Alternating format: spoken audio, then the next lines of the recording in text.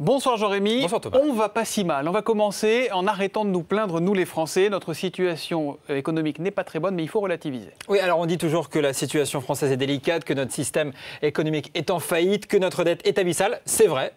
Mais une étude publiée pendant les vacances par La Tribune vient un petit peu tempérer ces affirmations. Et c'est intéressant de regarder en fait au niveau mondial ce qu'il en est. En 2009, au niveau mondial, le pays où l'endettement public par habitant était le plus fort, c'était en fait le Japon. 51 000 €, ça veut dire que virtuellement, les Japonais, chaque Japonais devrait payer plus de 51 000 € pour rembourser la dette de son État. Juste derrière, il y a des pays comme l'Islande ou encore pas mal de pays européens d'ailleurs, notamment la Belgique ou encore l'Italie. Et la France? Eh bien, on n'est pas dans le top 5 puisque devant la France, il y a encore les États-Unis, le Canada ou encore la Norvège.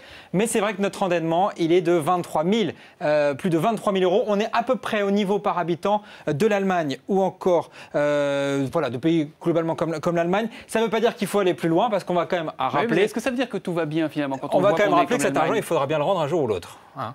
Ouais. Donc voilà. Après, est-ce que tout va bien? Presque. Non, ça dépend. En fait, la France. Et vous, ça va pas? Non, mais la France reste clairement parmi les pays quand même les plus endettés. Ces chiffres donnent un repère, mais c'est vrai que c'est extrêmement partiel. Ils ne prennent pas en compte, par exemple, le niveau de vie, parce que typiquement en Inde, c'est 500 € par habitant. Sauf qu'effectivement, le niveau de vie n'est pas le même. Ça ne dit pas non plus qui détient ces dettes. Ça, c'est aussi quelque chose de très très important. Et puis, il ne faut pas oublier aussi que notre croissance n'est pas très bonne. Ça veut dire qu'on va mettre beaucoup de temps pour rembourser. Ça veut dire que notre capacité de remboursement sera très longue, on mettra très longtemps, ça va peser sur nos enfants, leurs enfants, peut-être leurs enfants encore après, donc il faut aussi... Donc ça va pas si mal, mais ça va quand même pas trop bien. Voilà. Les cons, bref. On parle du secteur automobile qui s'en sort, lui, plutôt bien en 2010. Grâce à la prime à la casse, les ventes de voitures neuves ont reculé de seulement 2,2% l'an dernier. Et pourtant, 2009 était déjà une année record. La prime à la casse a donc bien fonctionné. À noter que les ventes de la marque Dacia de Renault ont bondi de 70%.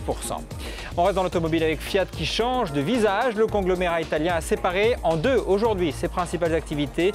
À la Bourse de Milan, il y a désormais la partie automobile qui reste la société Fiat et l'autre partie qui s'appelle Fiat Industrial qui regroupe notamment le matériel agricole ou le BTP. Une opération purement financière pour faciliter le développement du groupe au niveau international. Et puis le groupe Lagardère est en négociation exclusive pour vendre ses magazines internationaux. Plus de 200 titres dont le célèbre magazine Elle, décliné dans 43 pays. C'est l'américain Hearst qui est sur les rangs. Les deux groupes n'auraient pas encore défini un prix pour ses actifs. Le titre Lagardère a été l'une des plus fortes hausses de la Bourse de Paris aujourd'hui. Comment la Bourse de Paris a-t-elle débuté l'année précisément? Elle a débuté l'année en fanfare. C'est un petit peu une tradition qui veut que la première séance de l'année soit une très belle séance. Eh bien, ça a été vérifié aujourd'hui.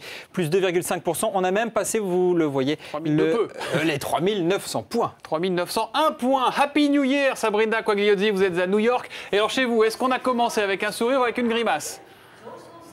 Ah, avec un grand sourire, hein, on peut dire ça comme ça.